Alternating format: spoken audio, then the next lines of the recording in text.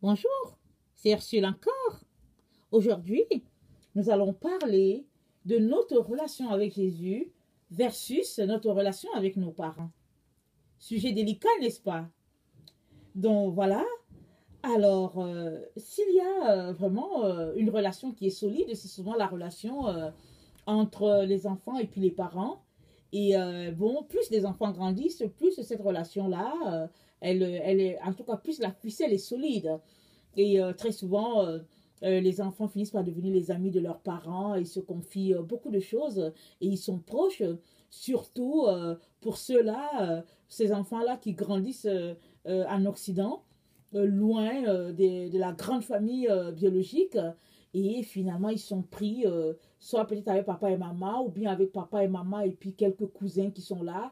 Et il y a vraiment cette proximité-là qui se tisse. Et oui, c'est vraiment agréable quand il faut faire des activités ensemble, quand il faut se donner des cadeaux, des choses comme ça. Mais à certains moments, cette relation connaît des crises, tout comme toute bonne relation avec, entre parents et puis enfants. Et ce n'est pas toujours évident quand on passe par les moments de crise, n'est-ce pas? Alors, je ne sais pas, il y a des groupes ethniques, il y a des peuples qui sont vraiment très tissés dans la relation entre parents et enfants, comme les peuples d'Afrique, les peuples d'Asie, même de l'Inde. La relation elle est très proche et puis c'est difficile de sortir de là. Quand tu veux, par exemple, prendre une voie qui n'est pas, par exemple, la voie que la famille a espérée pour toi, c'est vraiment pas évident. Et aussi dans les familles un peu bourgeoises, souvent les parents ont déjà désigné pour l'enfant où est-ce qu'il doit se retrouver. Et souvent l'enfant se retrouve pris dans quelque chose qu'il ne veut pas faire, mais il ne veut pas décevoir les parents. Alors il reste là, il fait les choses, mais juste par exemple pour faire plaisir, il se renie lui-même et afin que les parents puissent continuer d'exister à travers lui. Mais si cet enfant-là, qui est déjà, je veux dire, un jeune adulte, veut plutôt prendre la voie que Dieu lui indique, cela vraiment devient difficile. Et généralement, les personnes qui sont nées dans les familles musulmanes, par exemple, ou bien dans les familles indiennes où on adore un autre Dieu, par exemple, ces personnes-là savent que le jour qu'elles parviennent à la connaissance que, au fait, la vraie personne qui sauve, c'est Jésus, ces personnes-là, elles savent tout de suite que, oh, ça devient la séparation avec la famille. Parce que c'est le rejet tout de suite. Et alors, elles prennent leurs décisions en connaissance de cause. Elles savent que, oh là là là, ici là, c'est vraiment dur. Je sais que je ne peux plus compter sur ma famille. En tout cas, je dois faire cette séparation-là parce que j'ai connu Jésus, je l'ai rencontré et je sais que c'est lui le chemin. Je ne suis pas prêt à laisser le pan de sa robe.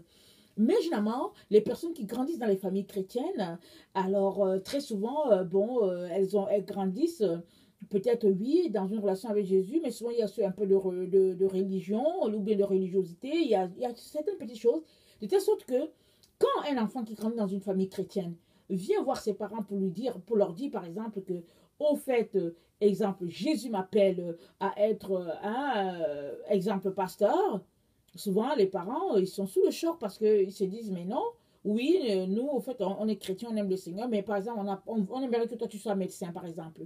Ou bien, un enfant, il grandit dans une famille chrétienne, son papa est pasteur, et puis il a grandi dans ce milieu-là, et puis il vient voir papa, il dit, papa, au fait, le Seigneur m'appelle à le servir, mais au fait, le Seigneur m'appelle à aller dans les rues, d'aller dans la rue, et puis d'évangéliser les gens là-bas sans salaire, et ça. Et puis souvent, ça fait une crise avec les parents et les enfants. Les parents disent, mais non, oui, on veut un peu te raisonner pour te dire que non, au fait, tu es encore jeune, tu es zélé. Il y a même certains qui vont aller plus loin pour dire, non, ça va te passer, parce que vraiment, on comprend que tu aimes beaucoup le Seigneur, mais c'est pas comme ça. Viens, on va te parler.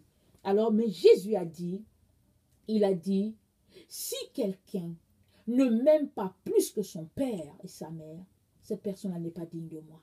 Jésus l'a dit. Alors, souvent, on peut penser que Jésus peut parler peut-être en sens figuré. Parce que quand tu aimes vraiment tes parents, tu t'arrêtes, tu te dis, mais non, il ne peut pas avoir dit ça. Alors, comment concilier cette parole-là de Jésus, par exemple, avec la parole où il dit qu'enfant, honorez vos parents? Ou bien Jésus, quelque part, il a dit aussi aux parents, au fait, si tu n'aimes pas, si tu ne m'aimes pas plus que tu aimes tes enfants, tu n'es pas digne de moi. Alors, j'aimerais ça qu'on lise ce passage-là de Jésus. C'est dans Matthieu 10, alors le verset 34.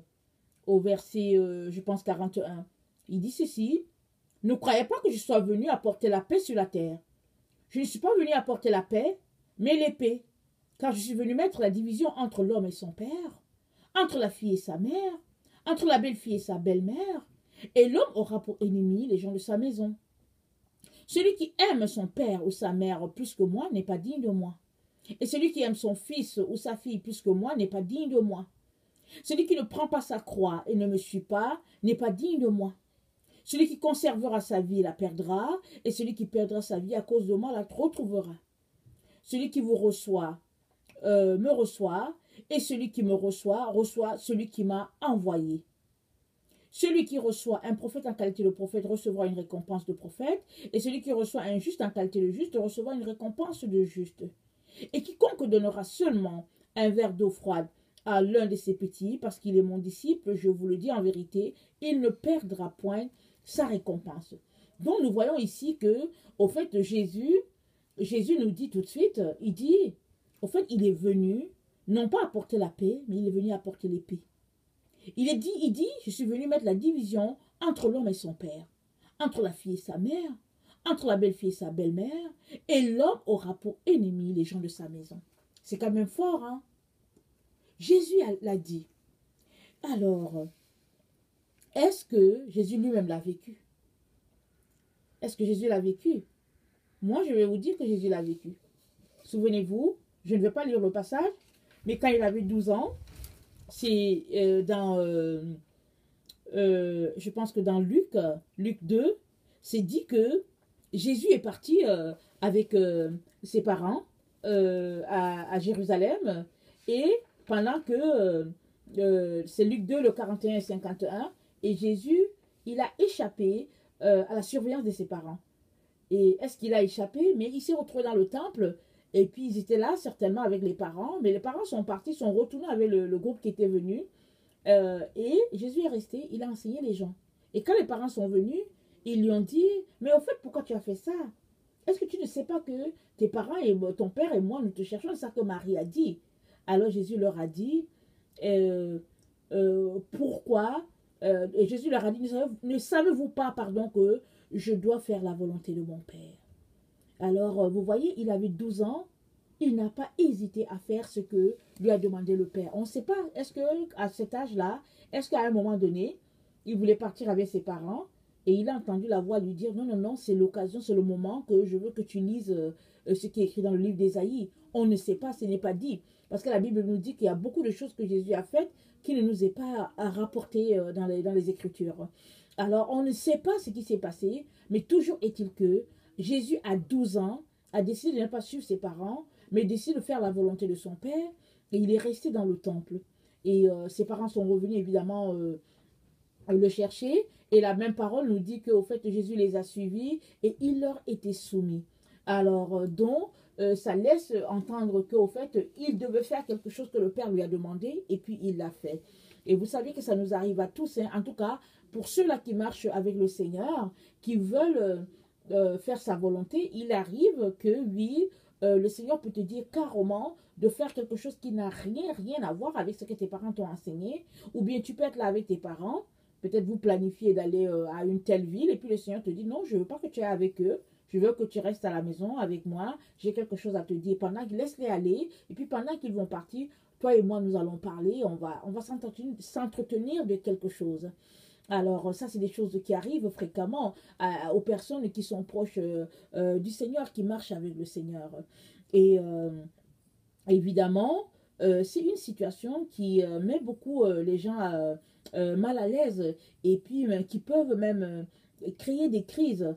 Et comment donc concilier le fait que, au fait, Jésus dit, enfants, honorez vos parents, et en même temps, qu'ils disent que, oui, celui qui, exemple, aime son père ou sa mère plus que moi, n'est pas digne de moi. Donc voilà, au fait, quand Jésus nous dit d'honorer nos parents, il est en train de dire, au fait, dans honorer, il y a l'amour.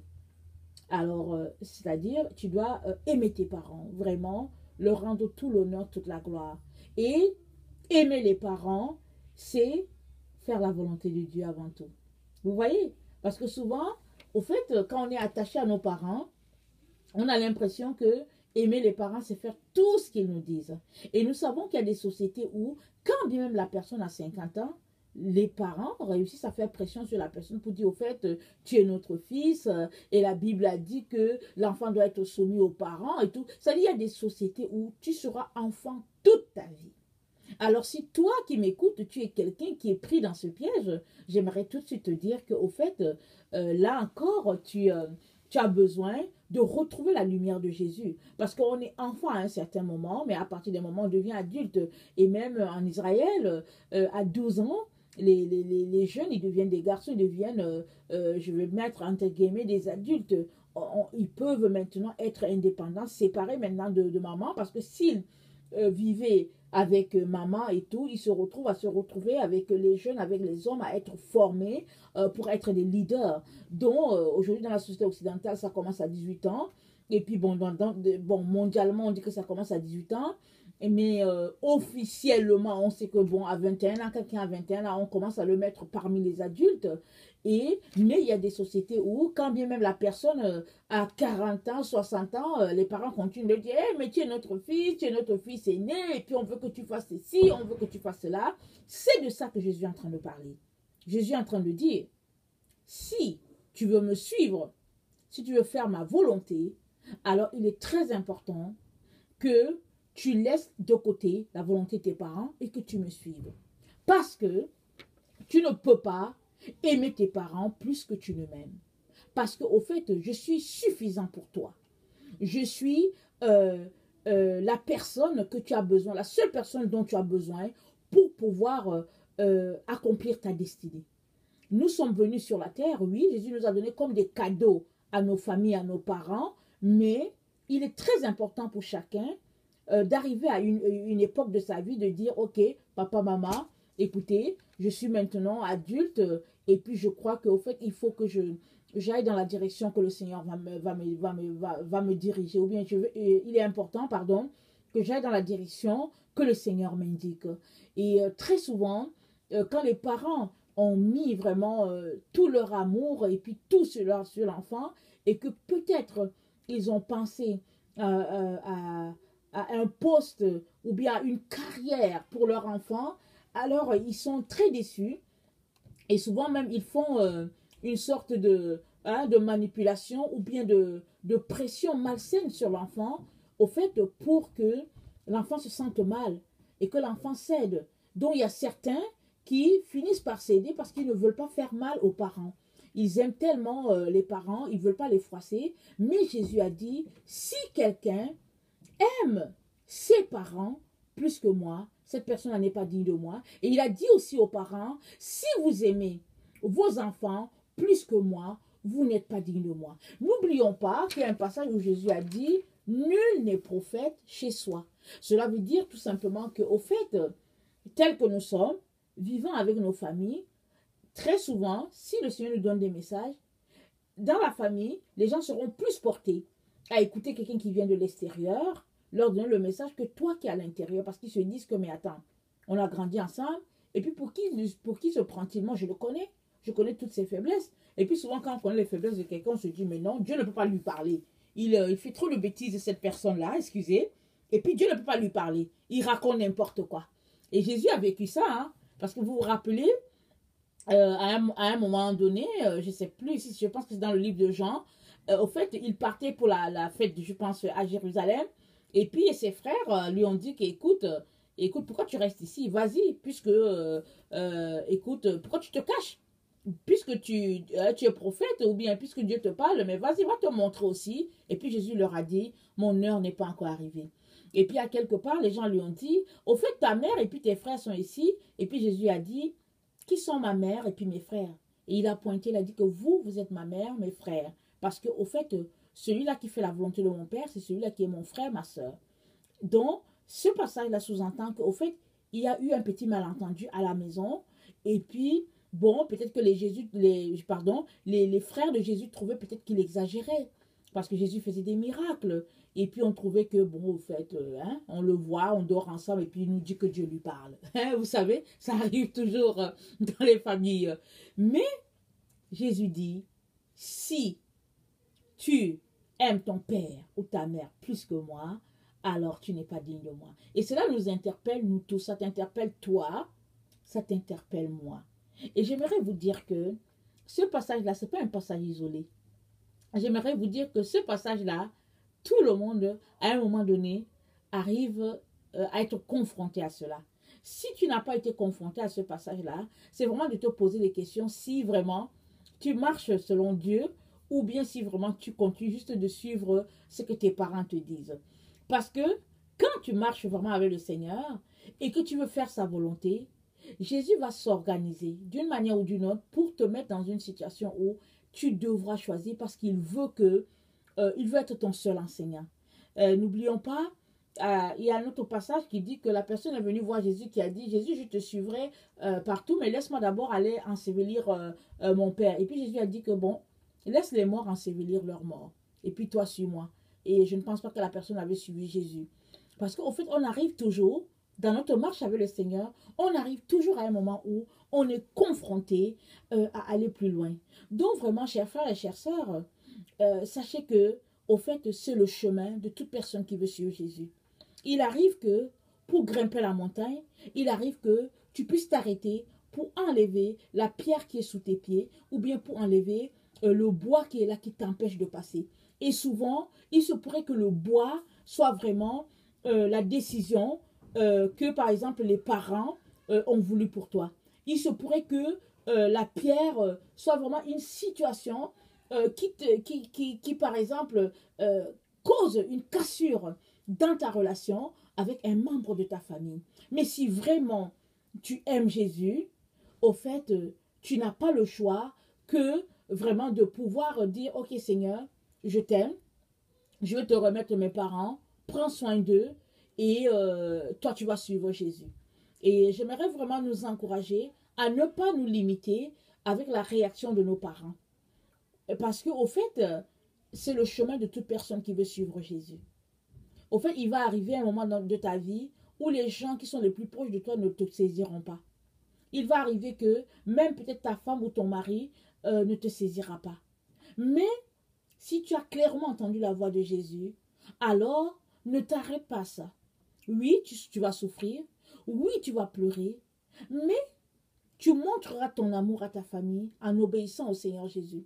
Parce qu'au fait, quand tu obéis au Seigneur Jésus et que tu t'envoies faire sa volonté, au fait, tu remets ta famille entre les mains de Jésus et Jésus va s'occuper d'eux. Jésus va agir de telle sorte que, au fait, ils vont voir Jésus en toi et ils vont se convaincre que, oui, au fait, on s'est trompé, Jésus l'a vraiment appelé. Et ou bien Jésus va s'organiser pour que ces personnes-là ne soient pas dans la disette, par exemple. Suppose que tu es la personne qui devait pourvoir aux besoins financiers de toute la famille. Suppose que tu es l'aîné et que vraiment toute la famille a compté sur toi et qu'à un moment donné, tu as entendu l'appel de Jésus et tu ne pouvais que partir. Et nous savons tous que ceux-là qui servent le Seigneur sont souvent les personnes qui sont persécutées, sont souvent les personnes qui ont juste le strict minimum pour vivre parce qu'au fait, ils ne manquent de rien. Ils ont tout. Ils sont habillés, ils mangent, mais ce pas des gens qui vivent dans le luxe. Alors, si tu es une telle personne qui est l'espoir de ta famille et que Jésus t'a appelé à aller le servir, alors moi, je vais t'encourager à ne pas te priver, mais à venir devant le Seigneur et puis pour que le Seigneur te fortifie, pour que tu fasses sa volonté. Parce qu'au fait, nous sommes venus, nous sommes tous en mission sur la terre et il est essentiel que nous puissions retrouver notre mission. Parce que ce n'est pas tout le monde qui parvient à toucher sa raison d'être sur la terre. Mais quand tu parviens à la toucher, alors il est important d'obéir. Il ne faut pas rester là, traîner. Parce qu'au fait, si tu as déjà entendu une fois la voix de Jésus et que tu n'as pas fait, très souvent, au fait, tu tombes dans la froideur. Et puis, finalement, tu te retrouves à faire non la volonté de Dieu, mais la volonté de ceux-là qui t'ont engendré. Et puis, à la fin, au fait... tu n'es que misère en dedans de toi. Et nous savons aussi que c'est important et puis c'est essentiel, voilà, de suivre Jésus, de prendre notre croix et de le suivre. Parce qu'au fait, le monde tel que nous le connaissons, connaît beaucoup d'instabilité. Et tout autour de nous, nous ne voyons que, au fait, des crises par-ci, par-là. Et puis, le monde, partout dans le monde, ça sera que du tohu-bohu. Et puis, on ne saura pas où se mettre. Mais, si tu fais la volonté de Dieu et que tu te consacres à partir malgré tout ce qui se passe, le Seigneur va t'assurer sa protection, mais il va aussi assurer une protection à ta famille. Donc voilà, j'aimerais vraiment nous encourager à comprendre que Jésus a dit ce qu'il a dit. Il n'était pas en train d'exagérer pour dire que, au fait, si tu aimes ton père et ta mère, c'était juste une parole comme ça. Non, Jésus n'exagère pas. Jésus a toujours dit toute la vérité et rien que la vérité. Et ne nous laissons pas prendre au piège de cette relation-là émotive souvent avec les parents. N'oublions pas, au fait, nous vivons sur cette terre, quand bien même nous aurons vécu longtemps, parce que je pense qu'on peut vivre peut-être autour de 100 ans, je ne sais pas. Mais au fait, qu'est-ce que 100 ans devant une éternité? Au fait, pour que tu te retrouves à ne pas faire la volonté de ton père pour pouvoir rester à côté des parents. Est-ce qu'on va rester à côté des parents indéfiniment? Non. Et puis même si un de tes parents est peut-être malade, vraiment handicapé, je ne sais pas, le Seigneur est capable de pourvoir pour que quelqu'un à côté prenne soin de lui. Le Seigneur est capable de pourvoir pour que tu puisses avoir un minimum pour pouvoir aider cette personne-là. Mais Jésus a besoin de nos mains et de nos pieds pour porter l'évangile de paix autour de nous. C'est à ça que Jésus nous a appelés. Il a dit, allez de par le monde et faites de tout le monde et les disciples, les baptisant au nom du Père et du Fils et leur enseignant à observer mes commandements. Et ça jusqu'à ce que je revienne. Donc, on ne peut pas passer outre cet appel-là de Jésus, parce que Jésus nous a dit que, au fait, si on croit en lui, on fera des choses même beaucoup plus grandes que ce qu'il a fait. Mais Jésus a besoin de nos mains, il a besoin de nous, et vraiment, sortons de nos boîtes, de nos prisons dans lesquelles nous nous trouvons, souvent incapables d'aller plus loin. Et nous savons tous que quand le Seigneur nous appelle souvent autour de nous, quand ce sont nos amis et tout le monde est vraiment, ils nous prennent souvent en pitié parce qu'ils se disent que bon, les gens qui servent le Seigneur, c'est des gens qui n'ont pas de grands moyens et tout. Mais au fait, qu'est-ce que ce monde vraiment devant toute l'éternité que le Seigneur nous offre? Donc je nous encourage à nous élever, à aller au-delà de nos besoins physiques, nos besoins matériels, d'aller au-delà de cela. Parce qu'au fait, la vie, elle est spirituelle avant tout. Alors Jésus nous a donné le salut gratuit. On n'a rien demandé, on n'a rien pourvu pour cela. Il nous l'a donné. Est-ce qu'en retour, est-ce qu'on peut lui prêter notre être, notre personne, pour pouvoir aussi attirer à lui d'autres personnes qui ne le connaissent pas?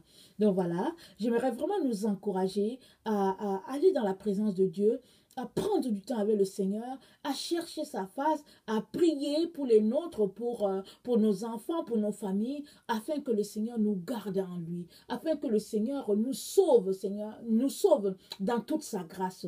Donc voilà, j'aimerais nous encourager. Et puis toi qui ne connais pas le Seigneur, sache que le Seigneur a les bras ouverts pour te recevoir, parce que Jésus est mort pour l'humanité entière, afin de nous réconcilier avec Dieu le Père. Jésus, c'est le seul chemin, c'est la seule vérité, c'est la seule vie. Alors n'hésite pas à lui donner ta vie. Merci.